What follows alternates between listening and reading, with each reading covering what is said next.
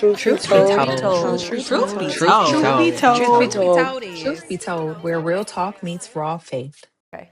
Hey guys, welcome back to Truth Be Told, where real talk meets raw faith. I am your host, Q-Lyn, and today I am not alone. I have a guest. This is my friend, Alisha. This is my boo thing, my baby boo, my sister in Christ, my friend, y'all. Like, I can't believe you decided to come on in. I'm just so excited. I want to say thank you to you first and foremost for taking time out your day, for even wanting to come sit down and talk and get a little serious, but also a little jokey with me. Of course. This is gonna be great. It is. I'm excited. Exactly. So I want to jump right in, straight into it. Obviously, my people don't know who you are, so I would love for you to just deep dive into who is Alisha. Okay, so for me, I am a Caribbean girly from New York, so Jamaican descent. Born in Brooklyn. We always got to say that. Right, because you know, because if you know, you know. Exactly. Born in Brooklyn, raised in Long Island, and now I live out here in South Florida.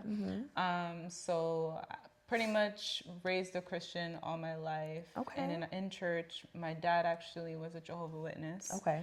And then he converted to Christianity when he got married to my mom. Okay. So I have a lot of like interesting life things when it comes to religion. And then I've done a lot of searching for God throughout my life. I've lived my life without him. I lived my life with him. Right now, I went from being a medical student, which is crazy, and now do social media branding. So completely That's left like, field. yes.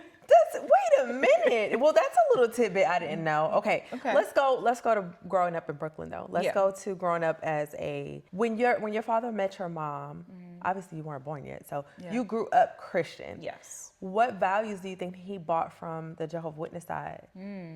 So I think that's really hard for me to answer because I'm not really sure because he's very, I have 7-Day Adventist family members as well. So like we have a lot of different views, but I think one of the things that I would say he would say is that your relationship with Christ is probably the most important thing because with Jehovah's Witness and all these other religions that we have in our family, it's more like doing things. As opposed to a personal relationship. So that would probably be my answer for that. Okay. So something I guess we didn't know that we had in common was I was raised by my great grandmother until I was 7 and she passed. And she was a Jehovah's Witness. Wow. So my first introduction to anything religion was Jehovah's Witness. That's crazy. So when you said that with your dad, I'm like, really? So like, I don't remember a lot about them. Yeah. I do remember always the rules, the feeling of rules, the like, you can't do this, you can't wear that, or we don't celebrate Christmas and we don't do this. And I used to always be like, what? Like, you know, as a kid, you don't understand either. And I remember always picking up she had the black KJV Bible. It wasn't that big, but it had like the gold around the thingies and the paper would stick to each other. And I will always remember picking that book up, right? And then like trying to read it or whatever I could read at the time and just feeling so lost. Overwhelmed. Like, this is gibberish. No, but like literal, I thought it was another language. Yes. This is gibberish, thee, thou, thou. What the? I'm like, what is this mess? So, and then the book from the Jehovah's Witness was like brown with the red writing on it. And I remember opening that book and it was just a lot of pictures. So it was a little bit more digestible for my small brain at the time. But it also just, now when I align what I can remember from that with like what I know now, it's like, this was just not, I'm just happy that we didn't go forth into that religion. I too was like shuffled through different religions because of my mom, like introduced to a whole lot of stuff, which tainted my relationship over time with who Jesus was and the weight that having a relationship with him held in your salvation. So yeah, that was, girl, Jehovah's Witness. That's why I was like, well, what kind of influence did that have for you? Because I remember, but I don't really like remember a lot. I remember my great grandmother sitting outside in front of our house that she owned on that block. Love that. Right? sitting outside with her friends, handing out the Watchtower stuff, and it was just hilarious to me. Like now thinking about it, me in the dress, the little white dress with the socks, and it was a mess. Actually, it was actually a mess. It was actually a mess. Absolutely not going back. Not going back. You can't get me to go back. Please don't ask me to come back. Never visiting that place again. We're good on that. So good. Okay, so fast forward me through to, so 2-parent household. Yes. Parents still together. Still together. I actually love her parents. They're so cute. They are. They're adorable. They're so adorable. Okay, 2-parent household is you and Sissy, right? Just you. That's it. Just 2 siblings. What is that relationship like? It started out as very competitive because it's just the 2 of us. But now, I think once I went to college, after that, things got a lot better. We became besties. So now it's like... That's a good way to explain it. She's like my little best friend. So wait, little sister. Yeah. Right, we did have that in common too. It was like, we both were the big sister. Yeah, Like, it's a lot of weight.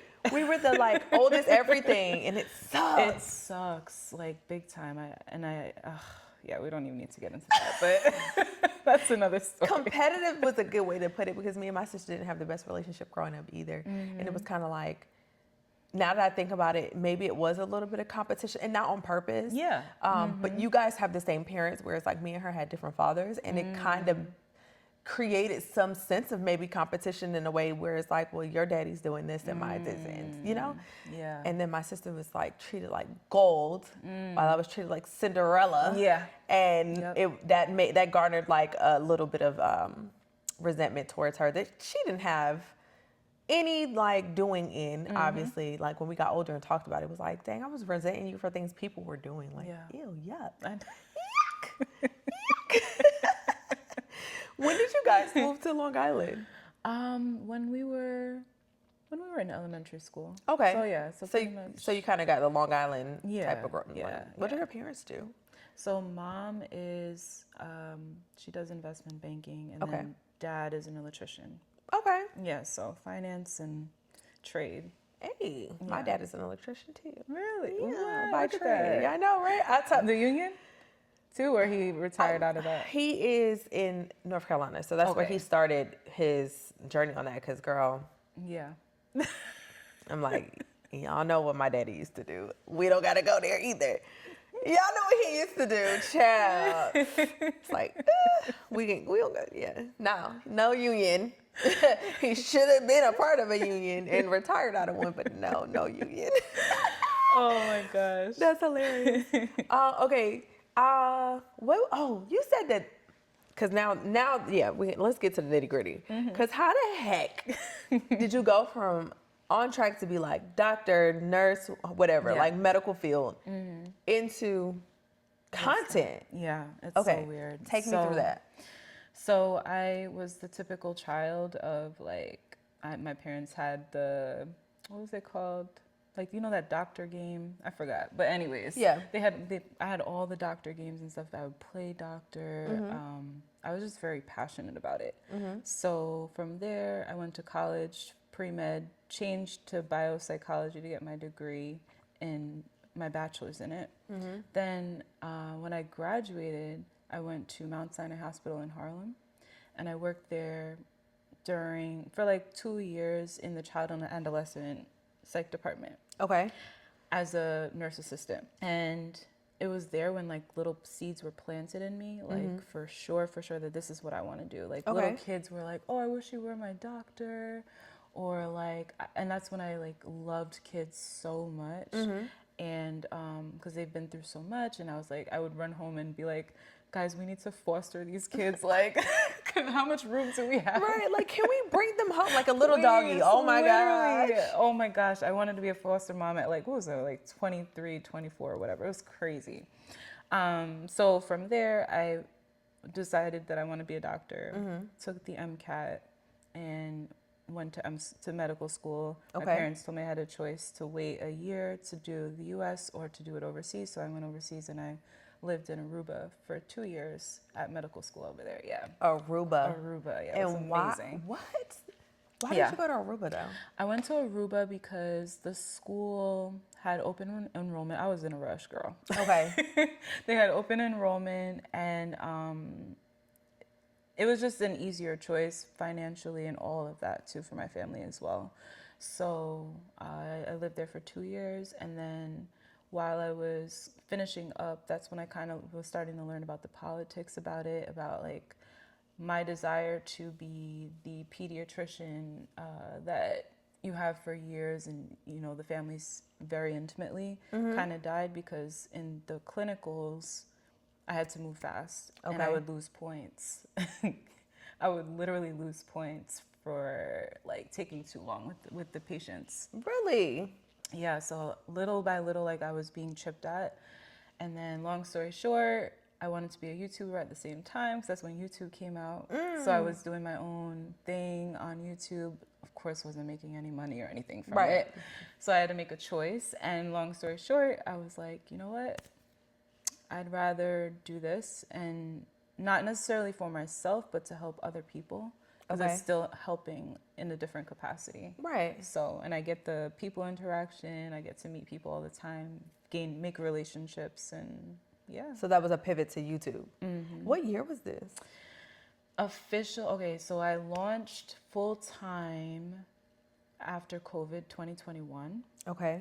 And then, when were you in Aruba though? In Aruba, I was 2015 to 2017. Oh yeah, that was the jump. That was the beginning. Yeah, exactly.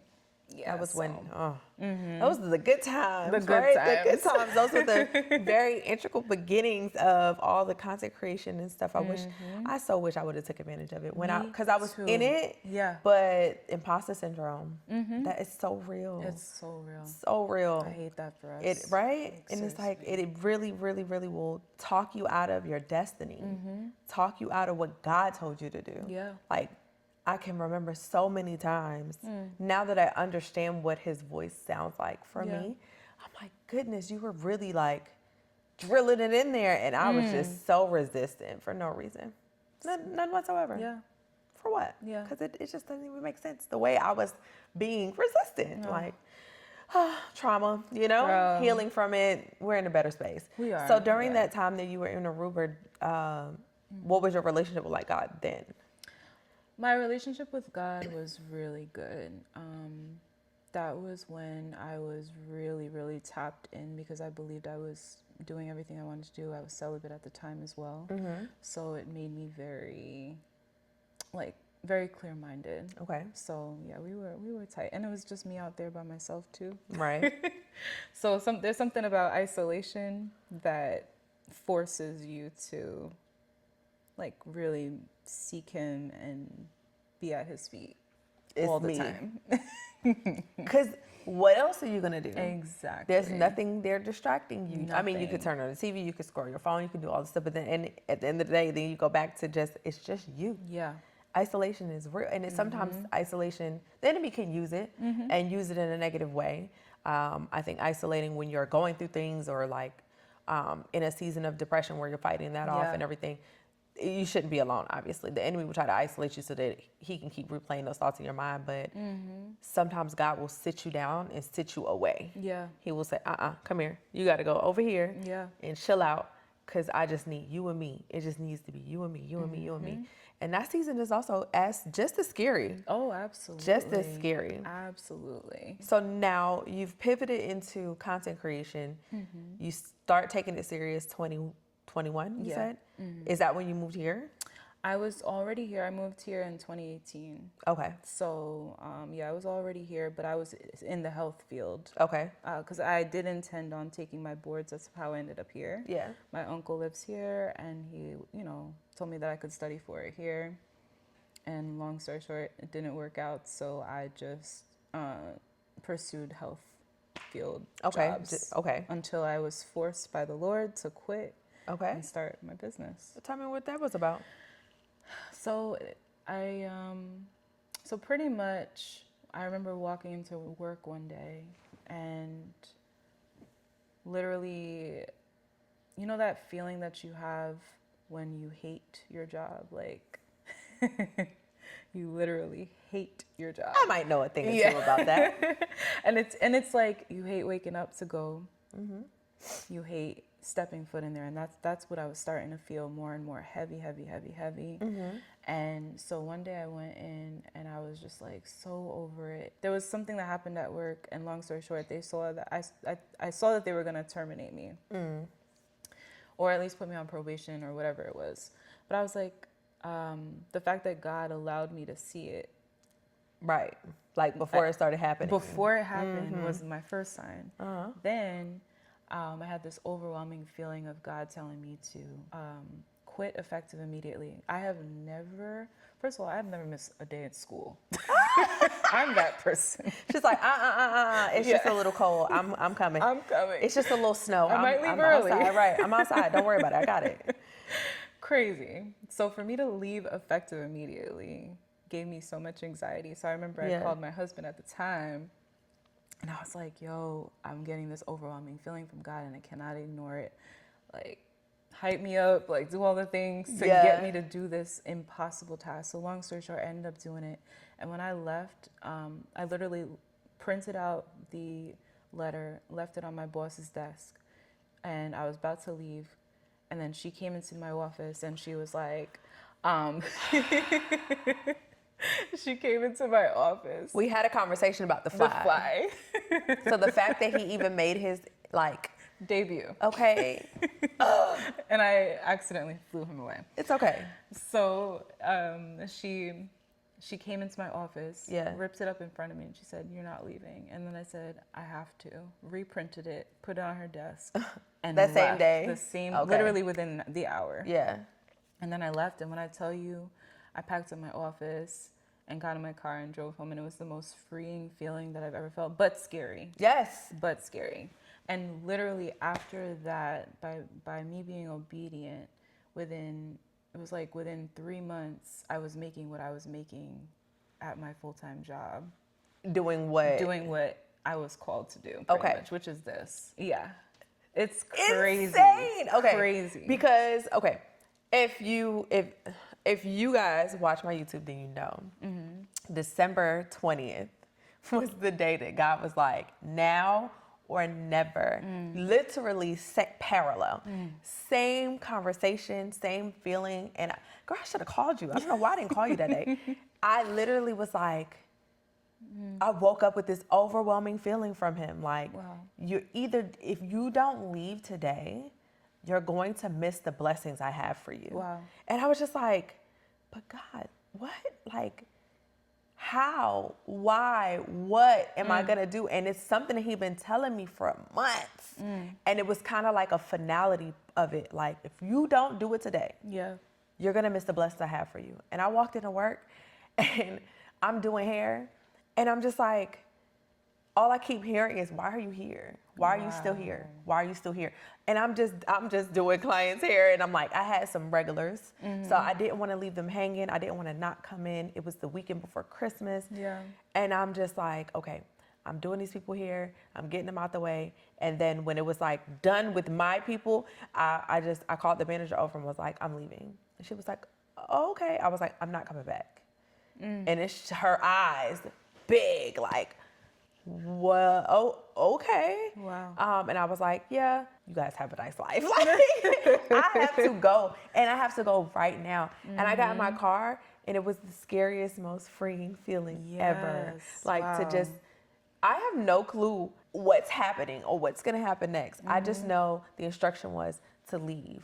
And then the next instruction had come, and then I needed to do that. And that is actually this. And so I'm like, that's encouragement for you.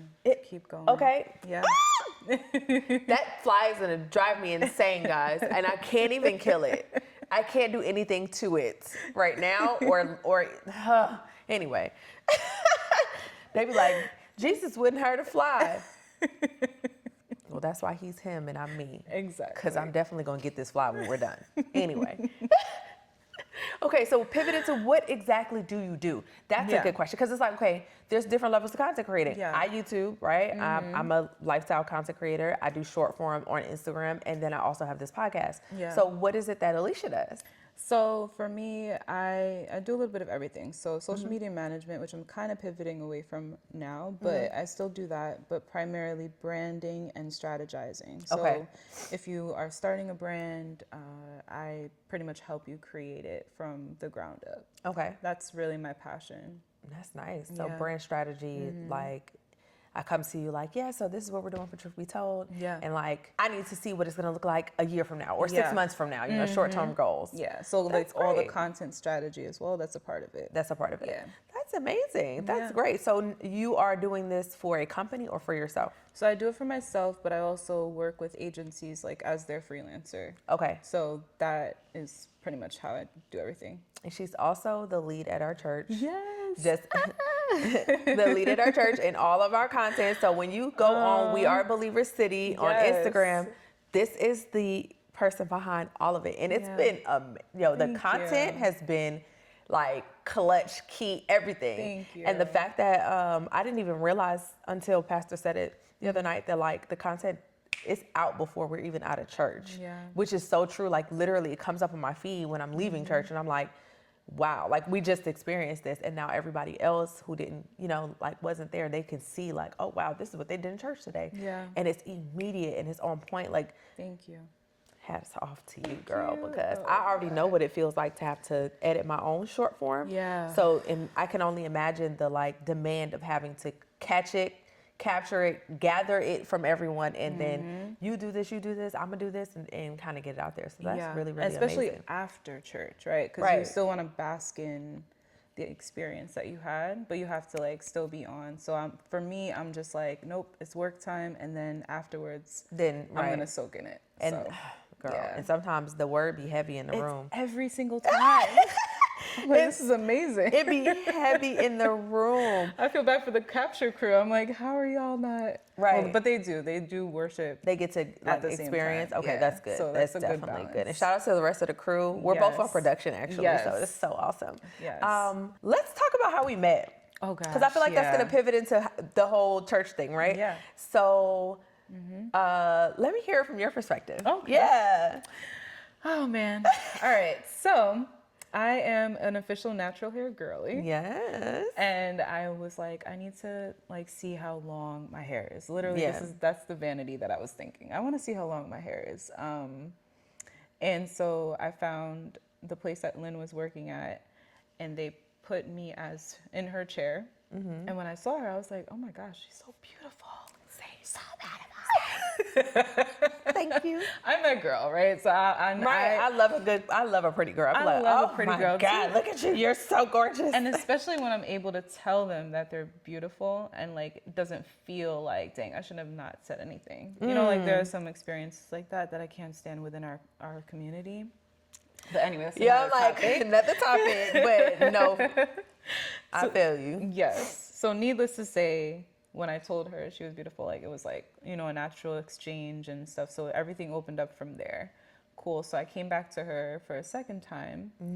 And after the second time, I remember I went to church and I'm always the type of person to always sit in the front, like just because I want to run to the altar. Like, Yeah.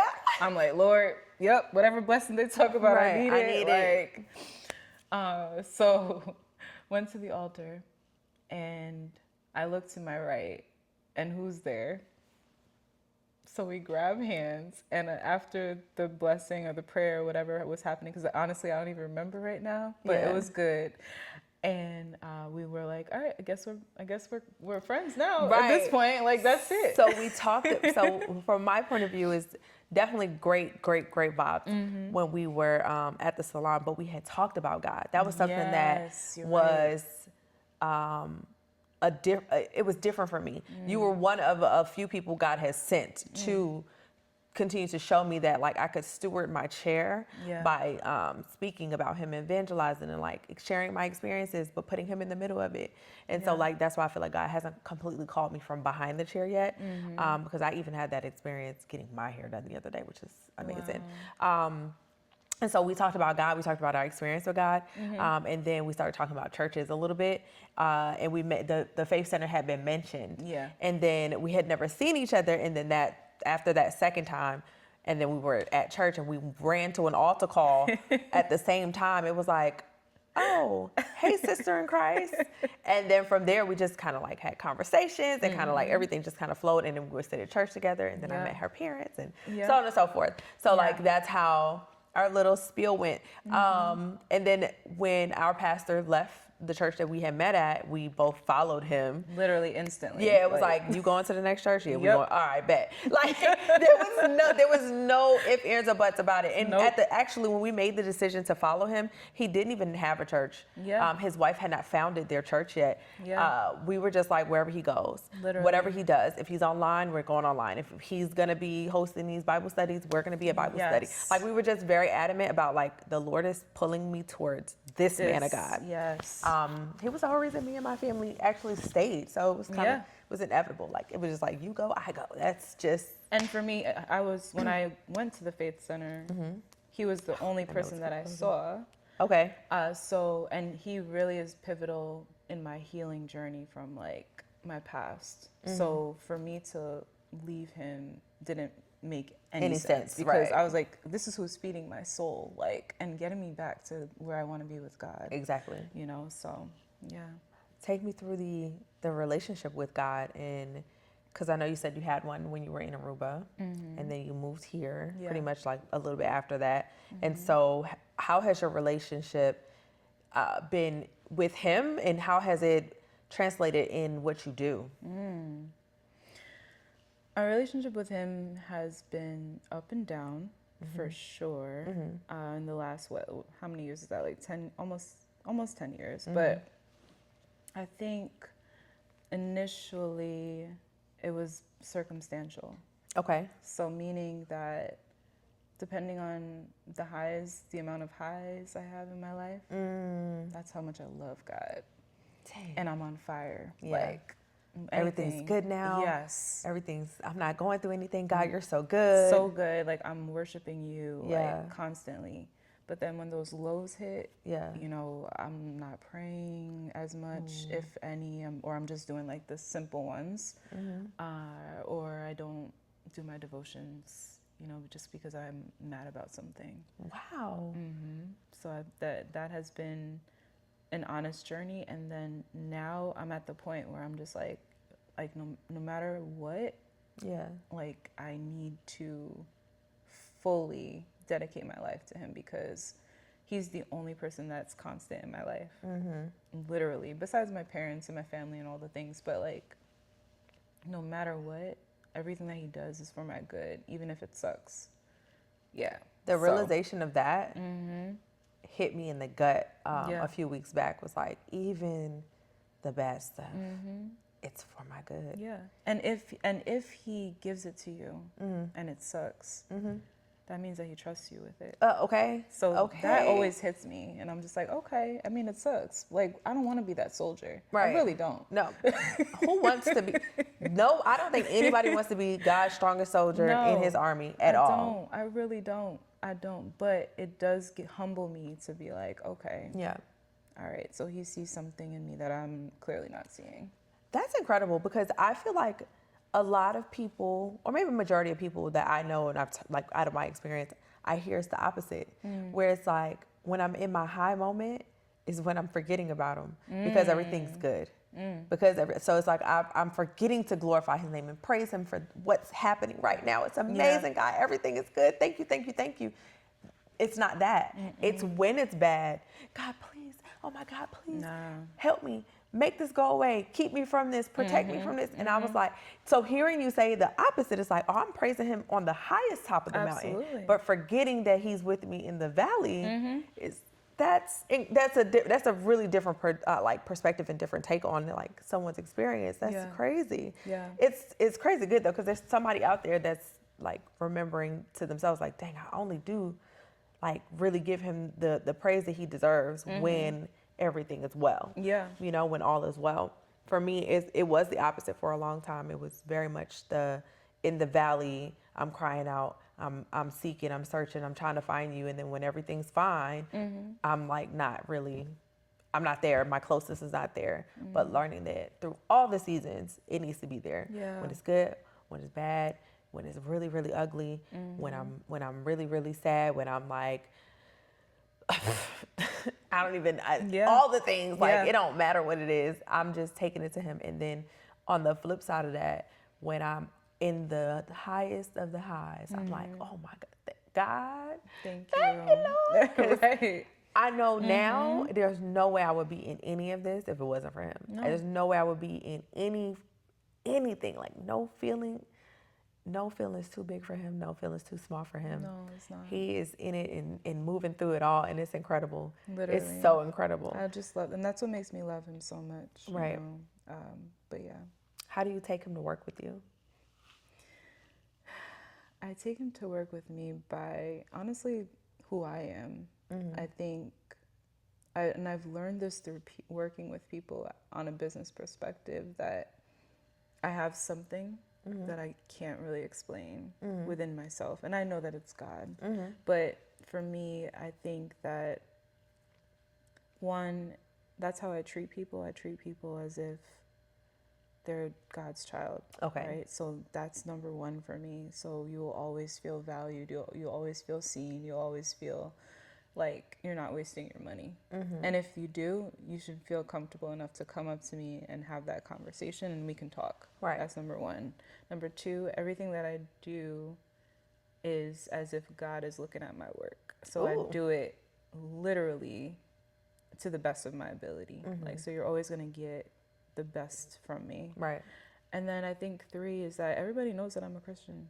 I don't I don't stray away from it. Right. So, you know, if I feel led to say something spiritual to you, I'm gonna do it. Yeah. So I think that would be how he has shown up through my work. That's amazing. Because you said, I'm gonna say it to you, that obedience, I don't play about that. Yeah. I don't play about it. When he speak, I'm like, yeah. So you know, I feel like the Lord is telling me to tell you. And then once it's done, I feel relief, and I'm like, well, you do whatever you need to do with that. Exactly. Because you don't have to believe me. You don't have to understand. It's not for me. This word was for you. Yeah. Because I don't even understand why I want to give it to you. Girl. I don't understand why I need to say it to you. Yeah. You said something so good, and I think it was leading us into the surrendering, right? Because that's our topic today, guys, by the way. Our topic today is surrender. Yeah. And so how do you feel like you surrender things to God? Because, like, I know what he's been dealing with me about.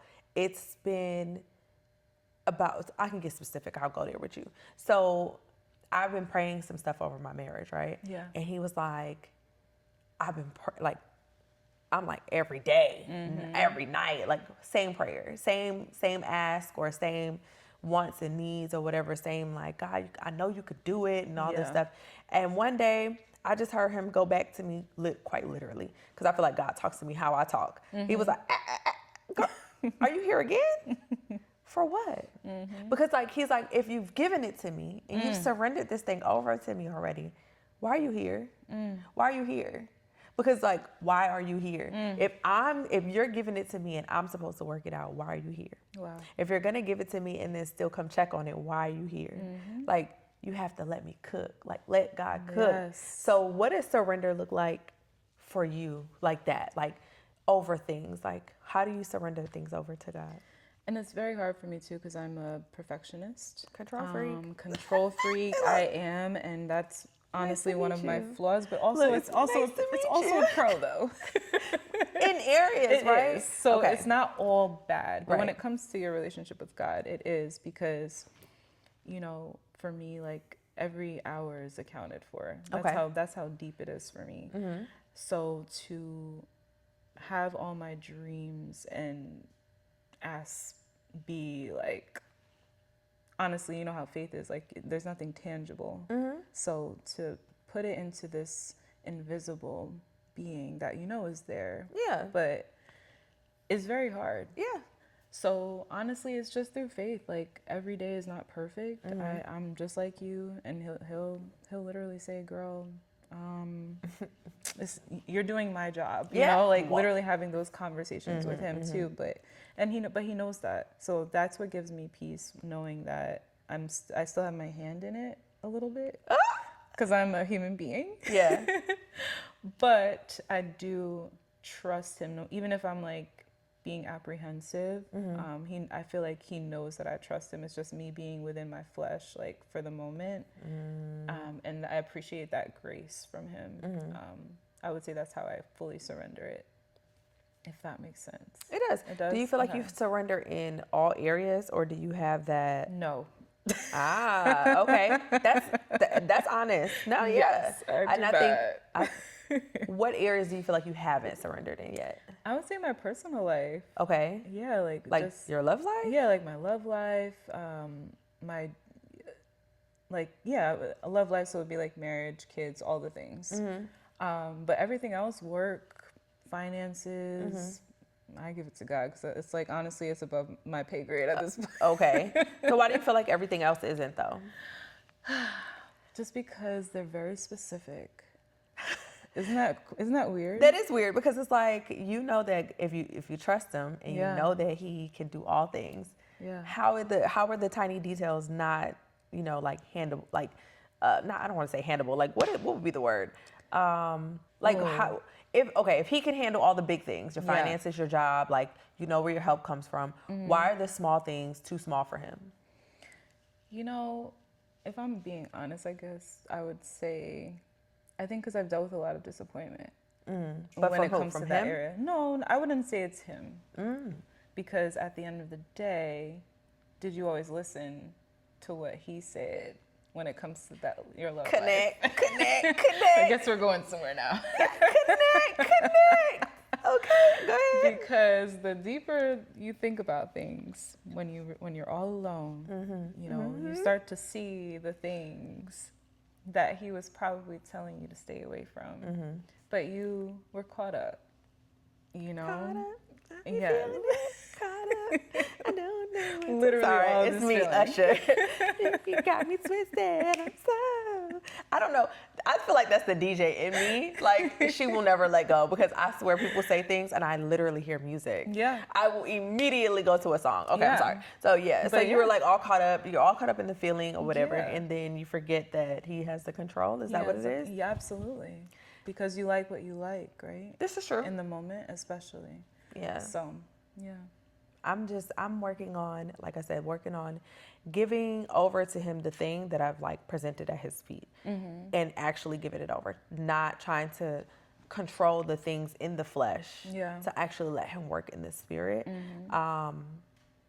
Going back to like surrendering everything though, I think that is a hard thing. It is hard to surrender every little thing because I'm even talking about like surrendering my children. Yeah. Like I'm now coming into this understanding that everything,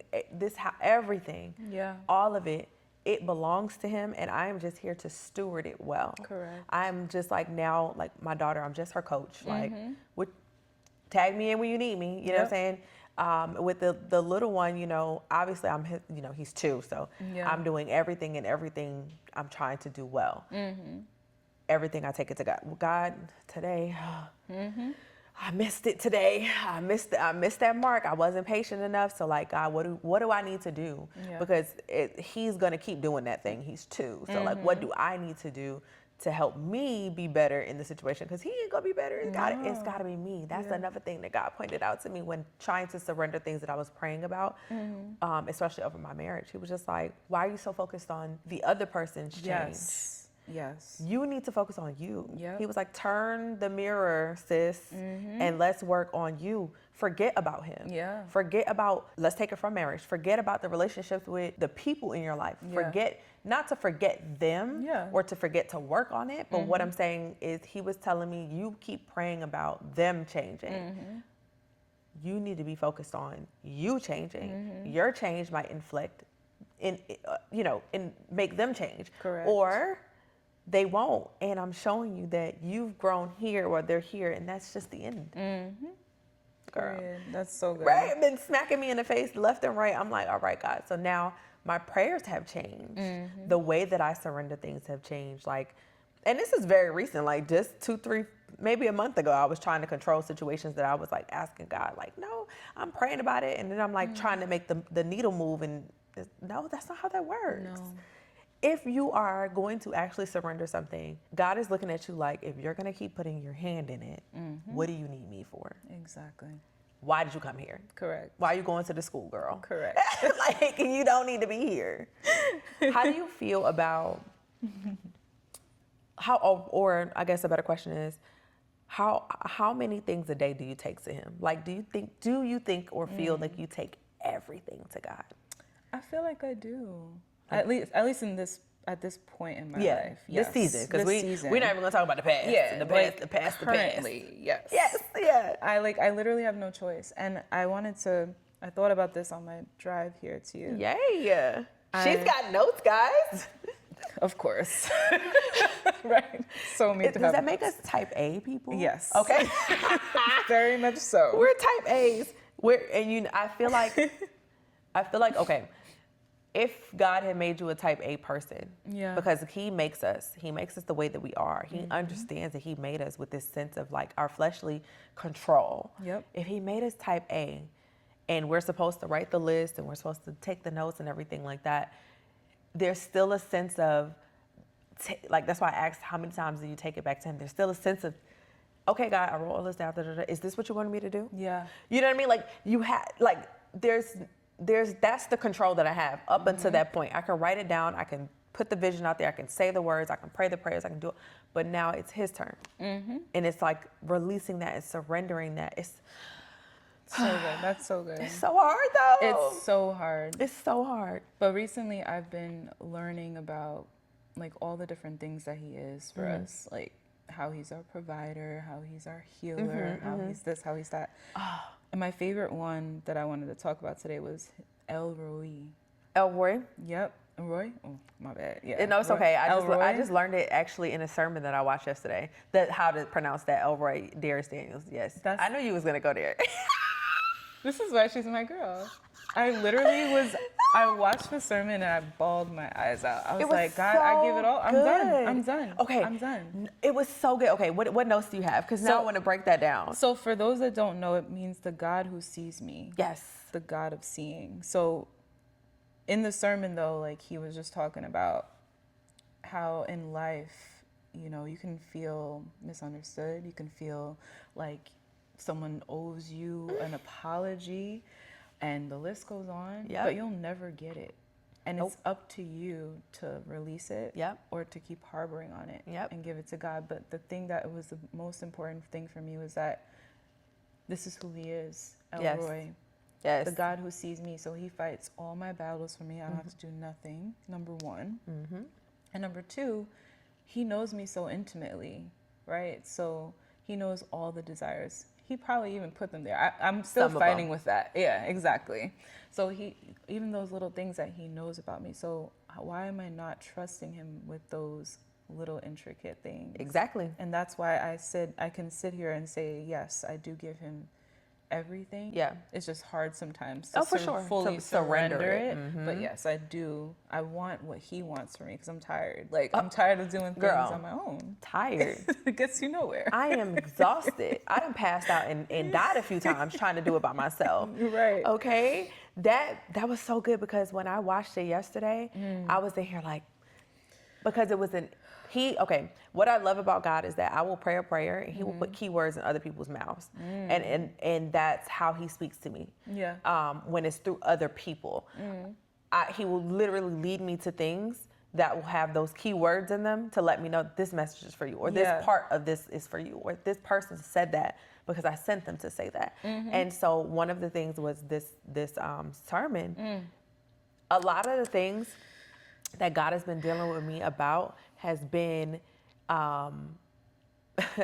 my quite literally like my want and need to be seen and heard and understood by people, right? Wow. So that's been like it's a trauma wound, like, and I'm dealing with it in therapy because over here we believe in therapy and theology, just letting you know. Yes. Right. And so I'm dealing with that in therapy, and as I'm healing these wounds, I start asking these questions like, God, why do I like? Why is it so important to be seen by other people? Yeah. And or heard or understood and all these things, and it's because that wasn't done for me as a kid. So that's where the root is, right? Yeah. But then he had showed me because something happened recently, and he was like lifting the veil and just I'm unpacking some things, and he's just like revelation after revelation about people, about these people, and I'm just like, wow. And then I hear him say, why do you need it from them when I've already given it to you? Wow. So like, you want to be seen and heard and understood by people. When God made you in his image, he already seen and heard and understood you. He made you in your mother's womb. Like, he knew you before he even put you there. Girl. So like, why do you need to be seen and heard and understood by other people? So when he was speaking about Hagar, it was so funny because someone mentioned her to me, like, read the story about Hagar. And I've read it before, but like, read it again. And I read it, and it was in reference to something else I had said. But then when it full circled back to this, I said, Ooh, girl. look at me being Hagar. And it was and it's in the sense of like, she was running from her mirror and he told her, no, go back because I'm with you. Yeah. So like, you don't have to run from these things. I see you. And that's when she named the place El Roy, because the God who sees me, like, she finally felt seen by God after all the things she had been through. That's and so I was just like, God, I know now that you see me. You understand me, and not just the me that, for lack of better words, has to walk out in the world sometimes and pretend. You see every piece of me, the good, the bad, the ugly, the broken, the like put together, the taped together, the Band-Aids. Yeah. You see it all, the whole person, and you accept that person, you understand that person, you see that person, you love that person. And like, you don't So need that good. from nobody else. No, you don't. You really don't need that from nobody else. And like, I've been sitting in that message. So I unpacked that message before the sermon. So that's when I started unpacking, like, God, he's like, what do you need them for? Basically, like, why do you keep seeking it out from them? Yeah. So I was sitting in that, and then the confirmation was in the message yesterday. So I'm sitting in it now. Like, I was sitting in it today a little bit earlier, like, man, like, you really have been seeking it will be seeking validation in some sense or form. Because even when you feel like, I don't need nobody to validate me, but you want to be seen and heard and understood, that's validation. Yes. And seeking it out from other places, it's like, you don't even, it's not a requirement. You're still going to be who you are. Correct. And if they don't love you for the whole person, or they don't accept you for the whole person, or they just want to be friends with a certain part of you, but not the other parts of you, like, what are you doing? Exactly. It's okay. God got that. I feel like once people, or believers, let me stop saying people.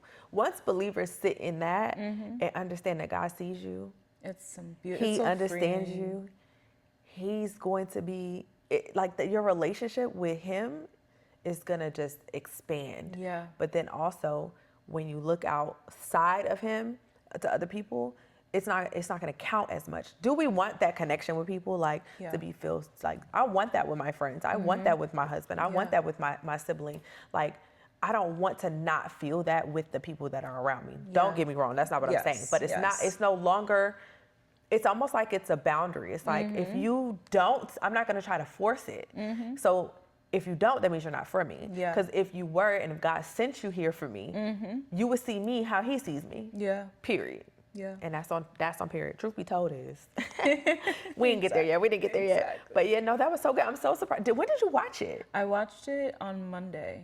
Okay. Yeah, and I've been watching it because it started January 1st, and so we were fasting at the same time with the church. Yeah. And so they were doing this, so that's when he started the series, and I was like, he was like, I know your name or something like that. Yeah. And so he's been going through all the names of name God's. dropping. Name dropping. That's what it is. Yeah, and right. ever since the first one, I was hooked. I was like, oh, this Yes. is gonna carry me.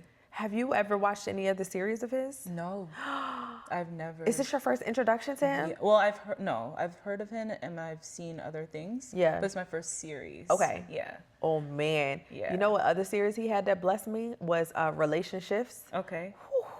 All right, I have another one. Yes, Relationships. Write that down. That one taught me about understanding that people, myself included, speak through their own filter. Ooh. So, and their filter being like their experiences, their traumas, like all of that. Wow. Speaking through that filter myself included, made me understand people more and have a little bit more compassion for like where they might be coming from, or the fact that they may not understand me. It's because you're not my demographic. Yeah. Like, And we that's don't have, okay. and that's okay. We don't have the same experiences, and that's okay. Yeah. Like, you're never gonna understand this because you know, for instance, someone who's not married, you don't understand No. what I may be going through inside of my marriage. Correct. Outside, like, you don't understand. Yeah. You or don't. what it takes to be married, right? Because it's not easy. Someone who's never stepped foot in it. Yeah. We just can't talk about it. He was. God smacked me in the head about that the other day too. Yep. Like, girl. I'm like, all right. I hear you. Like, I really be like, God, chill, because I really do be feeling like, I feel like he's like a old granny in church, pop you in the back of your head sometimes. I be like, God, you ain't have to, please. And then other times when he really, somebody shouting a word, I feel like they snatching my edges back, because I be like this, don't be pulling my hair. But no, like, that whole perspective of understanding that people talk through their filter. Yeah. So, like, you know, when you're trying to drill something into somebody and they just don't get it. It's a filter. It might be a trauma they went through, or an experience they've never had, or experiences that they have had. Like you said, when you said that earlier, like, your experience sometimes kept you from fully surrendering those things to him. And it's like, but is it your experience with God, or is it your experience with people? Because the experience with people will definitely have you like, nope, I'm good. Yeah. Because he's faithful. Like, And then, no matter but God what. be calling you to it, but you like, nope, because people used to do this to me, and I'm not going over there. Nope. And he's like, but I'm telling you to go, and you like, nope. And it's like, let me tell you something. If you keep being obedient, don't make God have to push you into it. Girl. That's not a feeling you want. That's number one. Or take his hand off of it. Literally. Because that's also not a feeling you want. And that also kind of ties into what I'm doing now with church. I'm so used to being behind the scenes. Yeah. Because it's comfortable. Right. And then all of a sudden, all of this happened just like that. Yeah. And it's like, it's scary, but it's like, wow, when you obey God, like, look at what happens.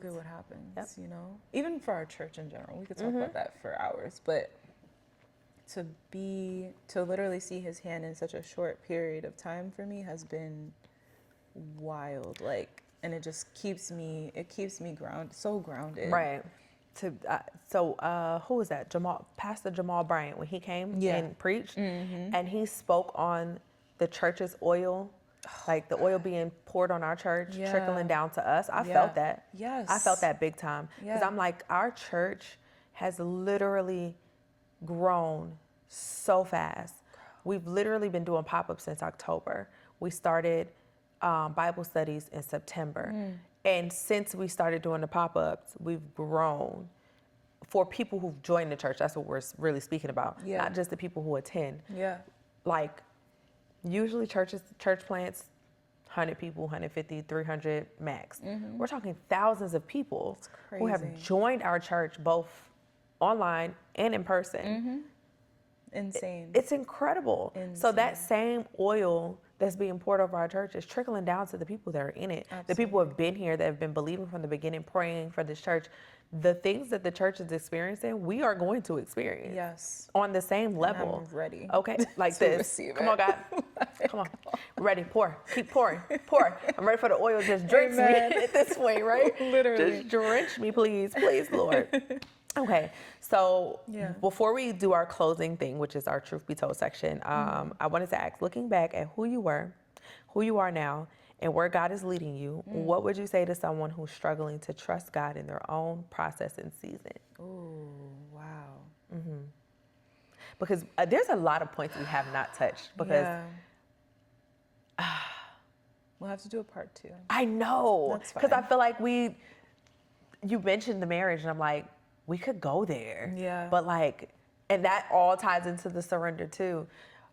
We could go there, but we definitely, we're gonna have to talk about some topics. Like, okay, what are we gonna today? We're gonna do this today. We're gonna do this. I'm so down for that. Yes. Okay.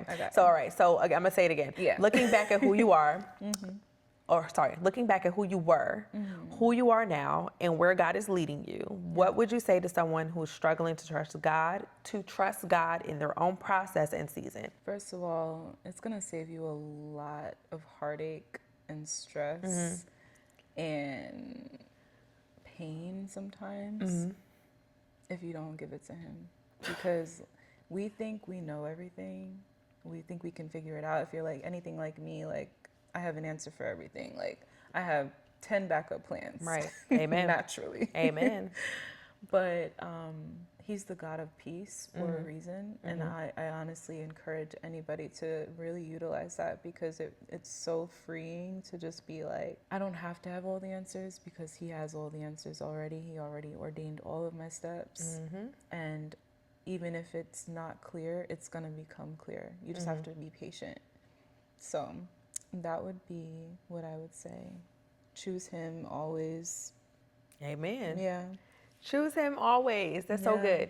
For me, if they're struggling with trusting God in their process and season, because I think that I am just on the edge of that same season where I've come out. Because of the control, I need to have my hand on the wheel. It became hard to trust God with things where I would pray about them, or I would pray about them and still try to move the pieces in the flesh, versus letting him work in the spirit so that it could come into the flesh. One of the ways that I've kind of been able to let go is remembering. So remembering what I have come through, remembering who I was and where I am now, remembering the things that he has delivered me from, remembering all the times where I thought I was alone and things worked out, and there's no other explanation on how they worked out. So it's just remembering where my help comes from. I am so stuffy, y'all. Remembering where my help comes from helped me say, you know what, God? Okay. Yeah. Okay. All right. We in the car and I'm driving and my hands are up and I'm just like, whatever you need. Yeah. Because if I keep fighting against what he's trying to do, or I keep trying to do things, I may be fighting against what he's trying to do, because I'm still trying to move the pieces for what? It's like, if he's going to that's another thing I had to be okay with too, was understanding that if he wants it for me, if it's supposed to happen, if this thing is on the list of what he had for planned for my life, then it will happen with ease. There will be nothing I could do to stop it from happening. But if he doesn't, it will never come. So that was also something I had to like be okay with. It was like saying, here are the desires in my heart, God, and this is what I want to do, or this is what I feel like you're telling me to do. Now, what do we do with this? That's why I said, do you take everything to him? Because it's like, what do we do with this? So that I could know that I got this list, but like 5 of these things we're snatching off this list because they're not even from you. That's my own understanding. Correct. That happened with my vision board too. I got a lot of stuff on my vision board, right? This, and this. And slowly but surely, I'm looking at the board like, yeah, that's gonna go. You know, like that's never gonna happen, because I can understand where he's taking me. And we're only a month into the year, so. Trusting God is a process. Trusting God happens when you get into a relationship. Trusting God does not come out of like, I pray every day. You got to pray. You got to get in your word. You have to spend time with him. If you do not spend time with him, then you're just missing out on the fullness of the relationship. You're only getting a piece. And something that I've put into the universe now, that I remember, is the God you see is the God you get. So if you put him in a tiny box, he's going to be a tiny box God. You're preaching, and if you put him in the big box, he's going to be a big box God. Sometimes that was hard for me to see too, though. And now I'm like, no, we big boxing you. Like, God, I want $10 million, but if you don't need that from me, you know what I mean? Like, seriously. It's okay for you to ask for those things, is what I'm trying to say. Like, you got to definitely, the God you see is the God you get. So you're only going to see him through intimate relationships. So. That's so good. Yeah. And he's so much. He's everything you need. Everything. Every single thing. The names, if you go through the Bible, and if you're not going to go through the Bible, you can chat it, you could Google it, do what you need to do. Look up all of his names. All of his names is exactly who he is. Or who he is for you. It's life-changing. It is. Okay? It Okay, is. so now this is the fun part. Okay. It's the truth be told section. Okay. So basically, and you can say as many as you need. Allergies. No, it's like remnants from a cold from last week. Oh, okay. So I'm still stuffy, but I'm not sick anymore, Yeah. which is just so dumb. This is so dumb. Okay, so it goes like this, right? So we'll go, you'll say truth be told is, and then you'll say like a truth be told. So for me this week, truth be told is, why did this just become so hard with someone else sitting next to me? That was crazy just now. I was like, my mind went blank. Truth be told is the God you see is the God you get. And that's how you do it. Okay. Okay. Got you. Go ahead, you do it. Okay. Truth be told is that he is your El Roy, and he sees you. If you don't feel seen, you feel misunderstood, always know that he has your back and he sees you. Amen. Yeah. Truth be told is you need to stop caring what people think. Period. Okay? Yeah. Truth be told is you're seen and heard and valued and understood by God. Yeah. And that's all that matters. Yeah. Truth be told is it's okay for you to have those boundaries with people that if they don't see and hear and understand you, they can get on. Love You got that. More? Truth be told is Jesus loves you. Amen. Truth be told is everything's going to work out for your good, no matter what it looks like. Connect. And truth be told is I'm glad to be here on the Truth Be Told is podcast today with the one and only. And yeah. Truth be so told proud of you. is we love you. Yeah. And I hope to see you guys next time. You know, this happens every other week. Mondays, 12 p.m. You catch us on YouTube. Again, I'm still working on the other platforms. I'm going to get that situated. But right now, you can catch us on YouTube every other Monday, 12 p.m. This is Truth Be Told, where real talk meets raw faith. And I just want to thank you for coming. I love you so much. Thank you. Thank you. You're welcome. All right.